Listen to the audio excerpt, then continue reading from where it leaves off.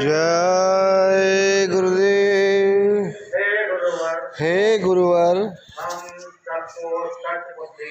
हम सबको सच बुद्धि दो, सच बोलने का ज्ञान दो, सच बोलने का ज्ञान दो, स्वरूप का अभ्यास दो, सत स्वरूप का अभ्यास दो, सत कर्तव्य करने की शक्ति दो। सत कर्तव्य करने की शक्ति दो। हे भगवान, हमारे अंदर जो कुछ कमी नजर आता है, जो कुछ कमी नजर आता है, उसमें हमारा ध्यान लगाकर उसे पूर्ण करने का साहस दो। उसे पूर्ण करने का साहस दो।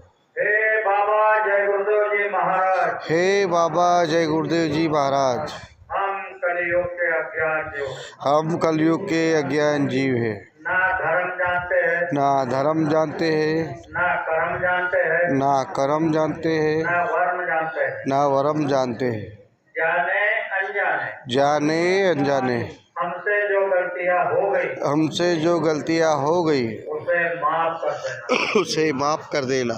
हे विश्व धर्म को नियमन करने वाले परमात्मा, हे विश्व धर्म को नियमन करने वाले परमात्मा, हम तुझको स्मर के प्रतिज्ञा करते हैं, हम तुझको स्मर के प्रतिज्ञा करते हैं, आज से हम मांसाहार नहीं करेंगे, हम मांसाहार नहीं करेंगे, नशीली चीजों का सेवन नहीं करेंगे, नशीली चीजों का सेवन नहीं करेंगे।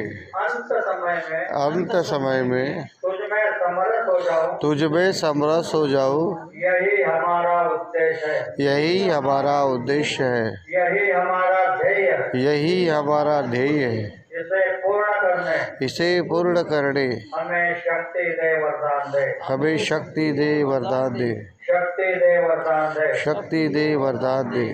जय गुरुदेव, जय गुरुदेव। प्रेमियों, ये हम कलयुग के जीव हैं।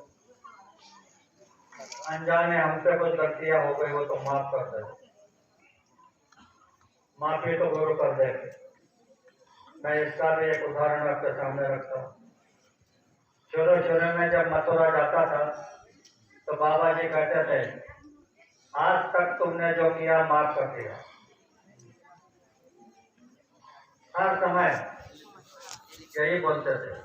हमको बड़ी खुशी लगती थी कि हमारे कर्म माफ हो गए। फिर 5-6 साल के बाद गुरु महाराज ने कहा कि अरे, मैं तो तुम्हारे कर्मों को माफ कर देता हूँ, लेकिन तुम दुगुना चढ़ा करके आते हो। तो कहा कि तुम जो करोगे वो तुमको भुगतना पड़ेगा। महात्मा कितने दयाल होते हैं। गुस्से में तो कह दिया कि मैंने तुमको जो करोगे तुम वो भरना पड़ेगा, लेकिन दूसरी दिन जब स्टेज पर आए तो उनका हृदय नवनीत होता है, पिघल गए और आशीर्वाद दिया। गुरु का ध्यान कर प्यारे, ये जो प्रार्थना है इसके अंदर एक चौपाई है, जो जो कर्म करेगा तू वही फिर भोगना भरना। ये चौपाई है। तुमको आशीर्वाद देते समय गुरु ने क्या कहा? जो जो कर्म करेगा तू वही फिर भोग ना भरना। आशीर्वाद दे दिया, वो भोग तुमको भरने की जरूरत नहीं। तुम्हारे लिए गुरु अलग अलग से रास्ता निकाल रहे हैं, अलग अलग से तुम्हारी रक्षा कर रहे हैं। तो भाइयों और बहनों, आपने संकल्प किया है कि हमारे अनजाने में जो गलती हो गई वो माफ कर दो। पर आप ये भी ध्यान रखो कि तुमने ये कहा कि यह संकल्प हमने क्यों किया? अंत समय में तुझ में समरस हो जाऊं, संसार के लिए नहीं, खटमल पैदा करने के लिए नहीं, सोना चांदी के लिए, गाड़ी मारी के लिए नहीं, अंत समय में तुझ में समरस हो जाओ। यह हमारा उद्देश्य है, यह हमारा ध्येय है। इसे पूर्ण करने के लिए हमें शक्ति दो। यह आपने संकल्प किया है, इसे अच्छी तरह ध्यान रखो। तो पुराने लोगों ने तो अपना टिकट रिन्यू कर दिया, नए लोग जो है जिन्होंने संकल्प लिया है उनसे प्रार्थना करता हूँ, आप सवेरे उठ करके 4 पाई पर जब बैठोगे तो एक माला जय को तो नाम टिका, फिर दिन भर अपना काम करो, शाम को घर आओगे, बाल बच्चे बीवी की सेवा कर देना, चारपाई पर सोने जाओ तो बैठ करके एक माला जय गुरु नाम की करना। मांस, मछली, अंडा, शराब को त्याग देना। आप 24 घंटों में 2 माला करना है आपको, हमको और हमारे पुराने भाइयों को। सवेरे 8 माला, शाम को 8 माला का आदेश दिया है गुरु महाराज। पर यह धारक योजना में आपको बताया जा रहा है कि आप सवेरे 1 माला, शाम को 1 माला करना। अगर आप नियमित रूप से करोगे, मांस, मछली, अंडा, शराब को त्याग दोगे, तो यह 8 माला करने वालों को जो मिलेगा वही तुमको मिल जाएगा। जय गुरुदेव। पहला पड़ाव मेरा इंदौर में राजा जी के आश्रम पर पड़ा। मैंने इनको देखा नहीं, इन्होंने मेरे को देखा नहीं, लेकिन ये देखा कि संगत जा रही तो अच्छी तरह भोजन खिला दिया सबको। तो रास्ते में जब खुराई पहुंचे तो वहां पर एक सचिव जा करके जबलपुर से सत्संगी थे, अकेले थे कॉलोनी में। उन्होंने कहा कि अन्ना मेरे को एक कार्यक्रम दे दो। मैंने कहा ठीक है, आज ही आ रहा हूँ। निकले, लंबा सफर का समय काफी हो गया, 8 साढ़े 8 बज गए। उन्होंने अपने कॉलोनी के झाड़ भाई कॉलोनी थी, उनके हिसाब से कुर्सी वगैरह लगा करके रखे थे, स्टेज बना करके रखा था। हमारे साथ भंडारे की गाड़ी थी। भंडारे वालों ने देखा जल्दी खाना हो जाना चाहिए तो 2 सिलेंडर लगा। मैंने अर्चना को कहा बेटा तो प्रार्थना सुना था।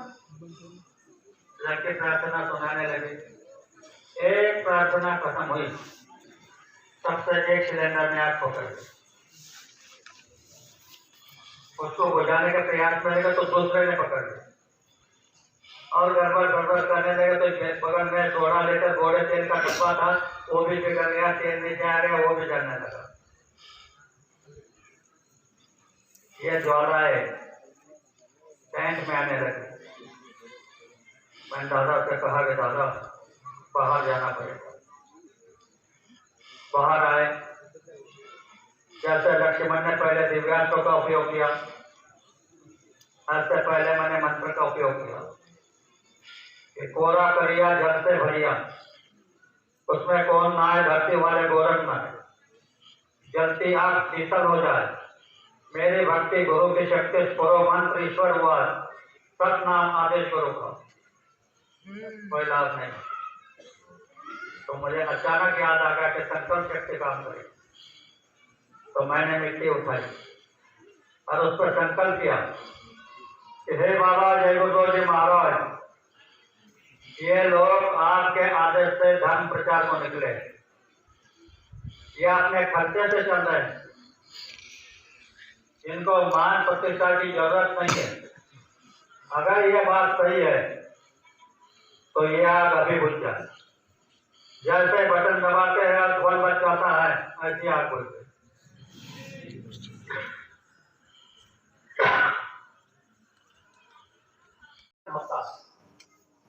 तब उस समय के सारे धर्म, हिंदू, मुसलमान, सिख, ईसाई, बौद्ध, पारसी, जैन, जितने भी धर्म है, ये सारे धर्मों के नियम खत्म हो जाते हैं।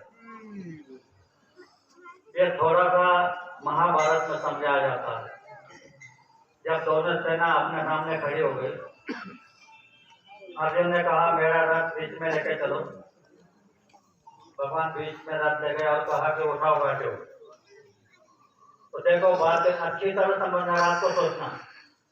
अर्जुन ने कहा नहीं भगवान, ये मेरे गुरु है, मेरे भाई है, मेरे पुत्र है, मेरे पौत्र है, इनको मार के मुझे राजपाट नहीं चाहिए, चाहे मैं भीख मांग के गुजारा कर दूंगा।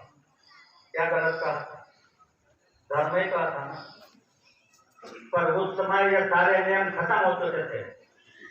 तो अर्जुन को कहने लगे भगवान कि हे अर्जुन, सर्व धर्म परित्यज्य माम त्वम एकम शरणम गच्छामि। संस्कृत में कि अर्जुन, सभी धर्मों के नियम तू मुझको समर्पित करते, अब तू एक को शरण चला जाए। अर्जुन मानने को तैयार नहीं था, ताकि अर्जुन को कई प्रकार की उपाधि देकर समझाने लगे, हे धनुर्धर, हे कांते, हे पार्थ, मेरी बात को मानो। अर्जुन मान नहीं रहा था, तो कहा कि आंख बंद करो। आंख जब बंद कर दी तो अपनी योग माया के द्वारा अर्जुन को विनाश लीला दिखाई। अर्जुन लट लट लट लट करने लगा, कहने लगा, प्रभु लीला बंद करो, मैं युद्ध करने को तैयार हूं। युद्ध हुआ, जिस पांडवों की हुई भगवान से करके, मैं तो पांडवों की किसी के आगे चलने वाली नहीं थी। ये उस समय के बाद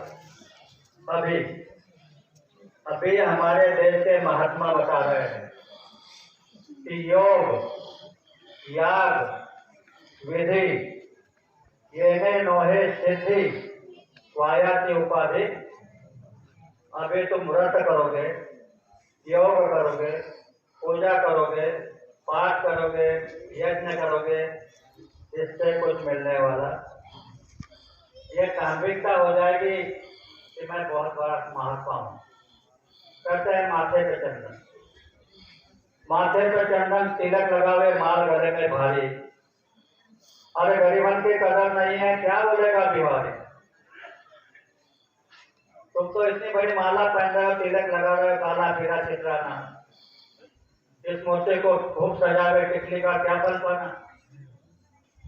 तो सच्चा रास्ता छोड़कर झूठे रास्ते पर दौड़ रहे। तो इन्होंने कहा कि यह धार्मिकता हो जाए, इसको करने से कोई लाभ नहीं। पर जो लोग ज्ञानेश्वर महाराज को मानते हैं, वही लोग पूजा कर रहे हैं, पाठ कर रहे हैं, व्रत कर रहे हैं, यज्ञ कर रहे हैं। तो बोलो कैसे मानते हैं? ये मानना होता है। मानने का अर्थ है कि हमारे गुरु ने जो कहा उस पर चलो, इसको कहते हैं मानते हैं। पर उसमें यह सारा खेल उसका है, इसमें मैं किसी को भी दोषी नहीं ठहराता। ये सारा खेल उसका है और आजकल का नहीं। ये कई दिनों से ये जाल फैला करके बैठा है और आज तुमको ऐसे बना दिया कि दुनिया के सारे महात्मा तुम्हारे पास ताकत के रख दिए, तो तुम उसकी बात मानोगे, महात्माओं की बात नहीं मानोगे। इसीलिए ये सारा खेल हो रहा है। तो कई दिन से आप सत्संग सुन रहे हो, बाबा जी के सत्संग सुने, बाबा जी ने तुम्हारे माथे पर हाथ रखा, तुमने उनके चरण छुए, मिट्टी माथे में लगाई, क्या क्या नहीं किया। पर उनके आदेश का पालन करने में गलती हो गई, तो उनके आदेश का पालन करो। और मैं बता रहा हूँ, चलो ठीक है, संकल्प की बात है। तो संकल्प क्या होता है पहले समझो। राम रावण का युद्ध हो रहा था। मेघनाथ यानी इंद्रजित अलग जाकर के हवन कर रहा था। हवन से विजयी रथ बाहर आने वाला था और उस रथ के जो घोड़े थे उनके कानों में कण थे और उन कानों में बाण थे और उन बाणों में राम का मरण। विभीषण ने आकर के राम को सूचना दे दी, मेघनाथ हवन कर रहा। तो राम ने लक्ष्मण की तरफ, हनुमान की तरफ देखा, बोले नहीं, खाली देखा। ये सेना लेकर के वहां पहुंचे, हवन का विध्वंस कर दिया। अब ये बात सोचो, 33 कोटि देवता को जीतने वाला मेघनाथ, इतना इसका भारी नुकसान हुआ तो कितना क्रोध होगा। ऐसे क्रोध में अगणित बाण चलने लगे। लक्ष्मण अपने दिव्यास्त्रों का उपयोग कर रहे थे, सारे अस्त्र फैल जा रहे थे। तो लक्ष्मण ने देखा कि अब अस्त्रों का उपयोग नहीं, अब संकल्प शक्ति काम करेगी। तो लक्ष्मण ने संकल्प किया, वही तुरंत से बाण निकाला, उसे चाँद पर चढ़ाया और क्या संकल्प किया सुनो। अगर राम एक वचनी एक पत्नी मर्यादा पुरुषोत्तम है, मां सीता पतिव्रता है, हनुमान ब्रह्मचारी है और मैं 14 वर्ष निराहार हूं, ये बात अगर सही है तो एक ही बार में इंद्रजित का घर से अलग हो जाएगा। वही हुआ, इंद्रजित का सर करके संकल्प शक्ति से, दिव्यास्त्रों से नहीं। तो आपके अंदर में थोड़ी ये जाग रही होगी भावना कि वो त्रेता युग था, ये कलयुग है। इसका भी जीता जागता उदाहरण आपके सामने रखा।